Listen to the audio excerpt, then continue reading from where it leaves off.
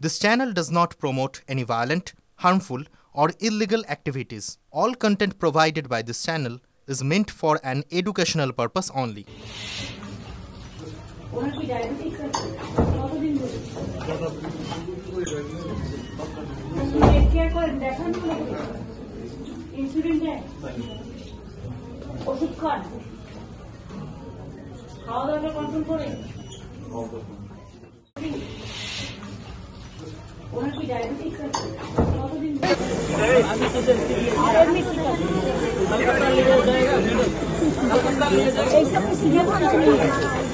I have received the doctor's report and everything.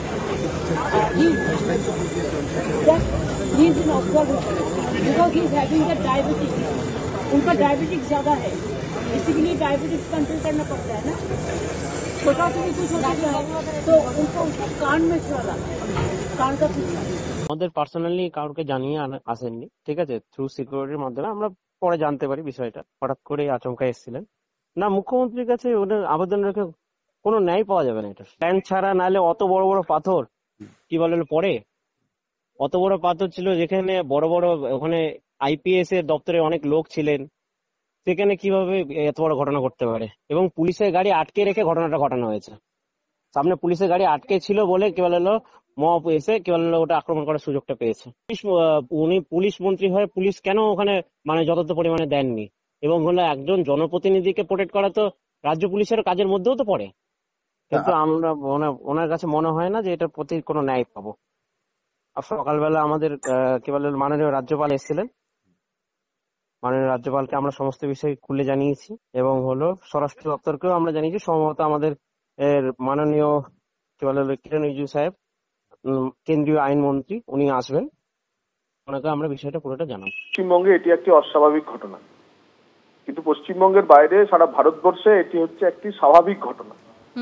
যে ধরনের কোনো ঘটনা ঘটলে একজন সাংসদ আহত হলে সে অন্য যে কোনো দলই হোক না কেন, এবং উনি তো মুখ্যমন্ত্রী, ওনার খোঁজ খবর নেওয়া উচিত। মমতা বন্দ্যোপাধ্যায় দীর্ঘদিনের রাজনীতিক, তিনি বুঝতে পেরেছেন যে বড় ভুল হয়ে গিয়েছে, তাই নৃত্য থেকে নীতিতে উনি ফিরলেন। খুব ভালো কথা, খগেন মুর্মুকে দেখতে গেছেন। আমরা বরাবর বলি যে আমরা ভয় মুক্ত রাজনীতি, হিংসা মুক্ত বাংলা গড়তে চাই। তাহলে ভারতীয় জনতা পার্টির কার্যকর্তারা সৌজন্য কি তা জানেন?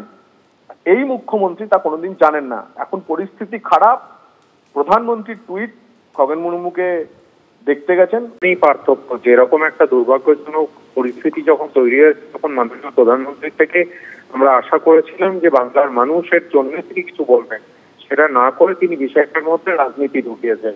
আর মমতা বন্দ্যোপাধ্যায় সেখানে গিয়ে তার যে দায়িত্ব সেটা পালন করেছেন, এবং যেহেতু তিনি খগেন মুর্মুরও মুখ্যমন্ত্রী, যেমন আমার আপনার মুখ্যমন্ত্রী, তাই তিনি দেখতে গেছেন, এবং এটাই রাজনৈতিক সৌজন্য, এটাই তো হওয়া উচিত, এটাই এক্সপেক্টেড।